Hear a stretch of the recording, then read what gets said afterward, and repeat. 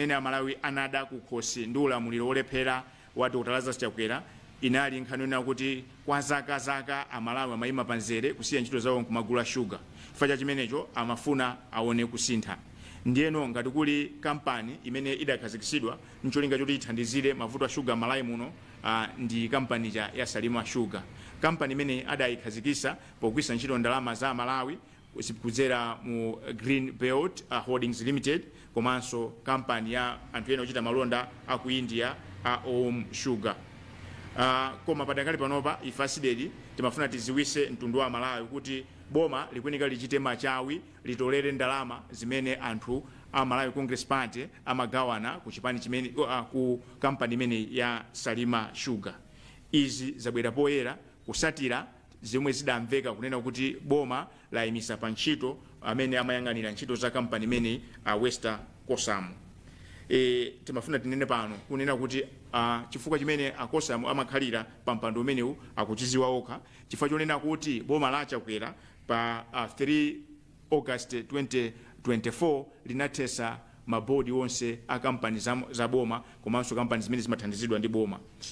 Mwina tinene pano kuti Kosamu adasankhidwa ndi aini ake a kampani imene board ya shareholders kunena kuti iwowo aziona zoyendesa za siku ndi siku za kampani imeneyi.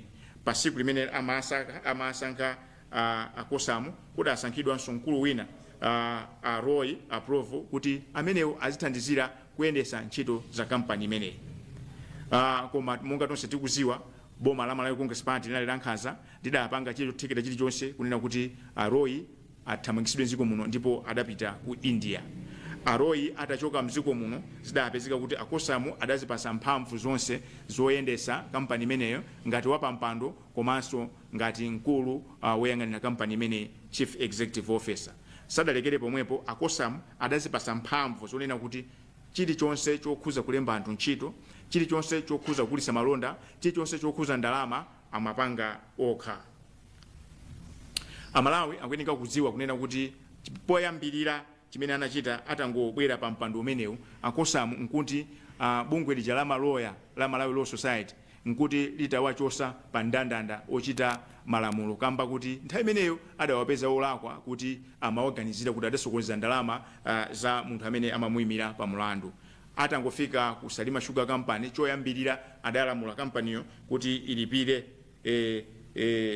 galimoto yawo imene adayitanisa. Nthawi imeneyo kudatuluka ndalama zokwana 15 million Malawi kwacha zimene zidalipiridwa kuzera imodzi ma voucher 1767 koma cheke chake chinali nambala 008058.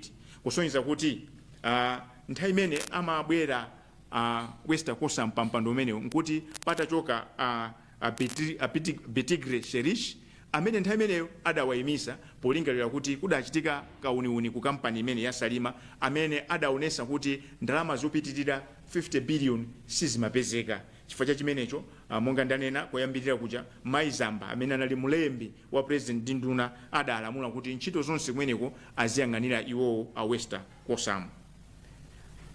Nzomvesa chisoni kunena kuti tikuyankhula pano Amalawi akonzekere kuti vuto la shuga lipitirirabe, komanso alimi ochuluka amene amalima nzimbe kusalima nzimbe yawo sigulidwa. Chifukwa kuti tikuyankhula pano pa lelolo kampani ya Salima Sugar imayeneka kuti iseke ntchito zake, koma sana seke chifukwa chonena kuti kuzafika lero nzimbe zimene kapena kuti shuga amene apanga sakupitirira 9000 metric tons, pamene nthawi ngati yomwe ino chaka chatha ku Salima Sugar Company anali akusekera ntchito yogaya nzimbe nthawi imeneyo nkuti atapanga 18000 metric tons za sugar. Ndiye zomvesa chisoni zonena kuti ndalina kale kuti kuli mabanja amene amachita ulimi wa nzimbe amakugulisa ku Salima Sugar. Ndiye Amalawi mudziwe kuti ntchito yopanga sugar ikangogwa mvula nthawi yomwe imayimiratu, kusonyeza kuti mvula ikangogwa ku Salima kupanga sugar ku Salima Sugar kwaima nzimbe iwonongeka. Amalawi mwayenekanso mudziwe kunena kuti ntchito yonse yopanga sugar imayeneka kuti chaka ndi chaka akayimisa mashini aja asanayambe kugaya sugar kapena kugaya nzimbe amayeneka kuti mashini aja awakonzenso chigayo cha ku Salima Sugar sichinakonzedwe. Chifukwa cha chimenecho chikumatha kuyenda 6 hours kenaka chikumakhala pafupi 40 hours chisakugwiranso ntchito. Nzimbe yochuluka yatayidwa itaonongeka mu factory itasiya kugwira ntchito, komanso nzimbe yochuluka m'minda inauma chifukwa chokuti ndondomeko imene anakhazikitsa kumeneko ya drip irrigation idayima chifukwa chosowa zipangizo. Zinthu zonsezi zimachitika akosamu ali komweko, koma kungokhalako mozikakamiza chifukwa palibe china chilichonse imene anganene kuti ndi chifukwa chimene amakhalira kumeneko. Ndiye tanena kuti akosamu adasandutsa Salima Sugar kukhala munda wawo. Umboni ulipo mwachisanzo amalemba ntchito azibale awo kuphatikizana awo anthu akumuzi wawo onse kupita ku Salima Sugar. Tikuyankhula pano ku Salima Sugar yonse anthu ambiri 99.5% ya anthu kumeneko akugwira ntchito maudindo ongogwirizira. Kulibe polisi iliyonse, kampani yaikulu ngati manager ilibe insurance. Kupatula kulemba abale awo anawo ntchito, kumale alemba posa chilopa mulumuza na wina kuti akhale operations director. Pamene chikhalirecho malamulo a kampani amanena kuti maudindo akuluakulu a executive ndi board, ili mphamvu zili ndi board kulemba anthu ntchito. Ndi Amalawi mutha kutivomereza kuti malo mokonza Salima Sugar jafika pano kuti panopa ili pa chiopsezo. Zomvetsa chisoni zina zonena kuti kudapangidwa chiganizo mu February kuti akagule sugar ku Brazil, ndipo akosamu mwamphamvu zawo adapereka contract yokwana 1.3 billion kwa nzawo amenenso ali woziwika bwino mwini wake wa STT Holdings amene ndi Ronald Ndoka. Kudakonzedwa ulendo kuti anthu apite ku Brazil akaone sugayo. Ulendo umenewo adasogolera ndi mkulu wa bungwe la Green Belt Authority Eric Chizungu, anapita kumeneko andiso mmodzi wa ife ku Civil Society anali nawo mugulu limenelo, koma zomvetsa chisoni sadakaone sugar. Kuchokera mu February kusafika pano sugar ngakhale 1 kilo sinabwere kuchokera ku Brazil. Koma mmene amapereka 1.3 billion kunali mulumuza na wina amene ndi honorary council wa dziko la Israel kuno ku Malawi, ameneyo adapereka account yake kampani yake imene ya madola kunena kuti ngati Andoka sabweresa sugar kuchokera ku Brazil ndalama zachosedwa ku account yake kulipira ku Salima Sugar. Amayi ndi abambo Amalawi anzanga, nzomvetsa chisoni kuti zafika lero 1.3 billion Andoka sanabweze. Zimene tikuyankhula pano ngati afuna kususana nafe abwere nawonso apangise msonkhano watu wankhani auze mtundu wa Malawi, koma chilichonse imene tikuyankhula pano tili ndi umboni.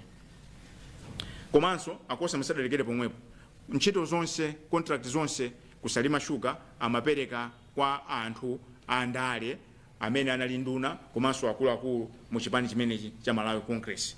Nkhani yonera kuti nzimbe sina ichite bwino ndi nkhani yonera kuti kosamu adaona kuchofunikira ndi kutenga 260 million kupasa mzawo kuti akabwerese fetereza chaka chatha mpaka pano fetereza sanabwerese.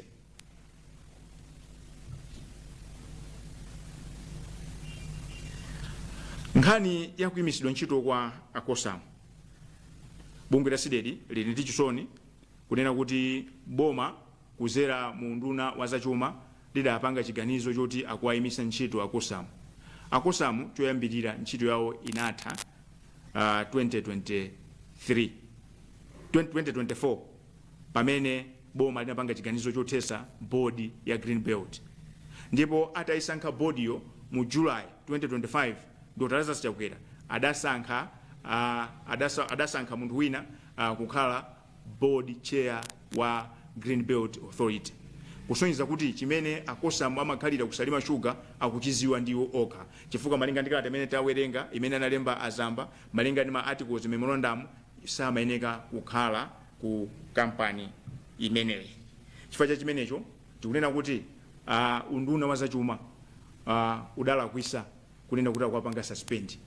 Kumpanga suspend munthu ndiye kuti munthuyo akukhala pamalopo zifukwa zake mukuziziwa, koma zifukwa zimene amakakamira akosamu kukhala ku Salima Sugar akuziziwa ndi iwowo. Ndipo popeza ife tapanga press briefing ndikuuza mtundu wa Malawi kunena kuti palibe chifukwa choti akhalire kumeneko ndi iwowo auze mtundu wa Malawi chifukwa chimene amakhalira kumeneko. Chifukwa cha chimenecho tikupempha boma lapano la DPP kuti lichitepo kanthu mwansanga, koma zikuyeneka kuti achite zinthu izi. 1. Akosamu abweze ndalama zonse zimene amalandira ngati malipiro kuchokera mu August 2024 kusafika pano ndi zinthu zina ngatinso ma allowance. Komanso tikuziwa kuti amalipirira nyumba asiye kualipirira nyumba ndi awonkhese ndalama zonsezo azibweze. Chinthu chachiwiri tikupempha mabungwe osiyanasiyana, Fiscal Police, Malawi Police, Financial Intelligence, kunena kuti awayitane akosamu akafotokoze pa zimene tanena apa ndi zinthu zina zimene iwo ali nazo ngati amene amayang'anira chitetezo cha mdziko muno. Komanso tikupempha kunena kuti Ronald Ndoka tikamamaliza press briefing ino iwo sapangise press briefing yawo anene kuti 1.3 billion ya Malawi apereka liti. Akachedwa kupereka ndimafuna muziwa Malawi kuti malamulo a dziko lino amalola nzika kumutenga munthu amene akumuganiza kuti waphwanya malamulo ndi kukampereka m'manja mwa adindo. Ndiyeno Ronald Ndoka kumene muliko 1.3 billion imene munatenga ponena kuti mpereka sugar mupeze njira kuti muyibweze as soon as possible. Malawi asanaganize ganizo loti akutengeni akakuperekeni kwa adindo.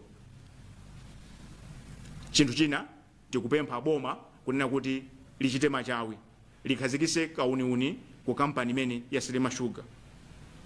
Munthu amene amaganiza bwino mutu mwake amene amamvesa zimene ndimayankhula apa akuzowa kuti ku Salima Sugar kwaonongeka.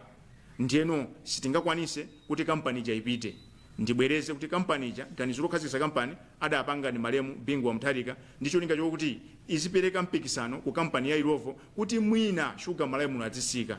Tikudziwa kuna kuti sugar Malawi muno amagulisidwa ntchito ngati chisulo cha ndege, amagulisidwa ngati chisulo cha ndege. Amalawi sakwanisa kugula sugar, ndiye Bingwa anaona kuti ngati njira yabwino yona kuti sugar asike kampani ya Irovo ija popeza si yathu ndiye kunja tikhale ndi kampani yathu imene izipanga sugar ochuluka azimugulisa pa mtengo wabwino.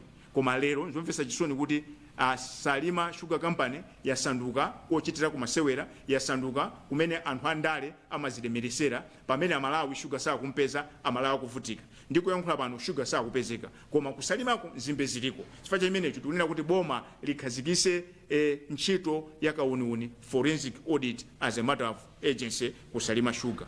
Pomaliza nimafuna Malawi muziwe ichi kunena kuti kampani imene mbali ina igwisa ntchito ngongole zimene zimachokera ku CDH Investment Bank. Nde mwezi uliwonse imayeneka kupereka ndalama yokwana 1.1 billion Malawi kwacha. Ngongoleyo inali $. Nde mukayang'anisisa zimene zikuchitika ndikugwa kwa ndalama yakwacha kupezeka kuti ngongole isizatha. Ngongole isizatha. Mapeto ake muzamva kunena kuti Salima Sugar ayilanda a CDH Investment Bank. Tikatere ndiye kuti Malawi muno tizakhalanso ndi kampani ya sugar yonena kuti zimva za mavuto a Malawi. Ndanakale kuti Irovo imapanga zoti sangalase ainaka ndalama akunja ainaka Irovo sa Malawi muno. Imene kampani imene tingakhale ku ndise imene tingayankhuleko kanthu ndi Salima Sugar. Pamene lero ili pa chiopsezo chifukwa choti imayeneka zipereka 1.1 billion mwezi uliwonse ku CDH Investment Bank. Ndiye tunena kuti mdziko muno tili ndi bank yathu Export Bank.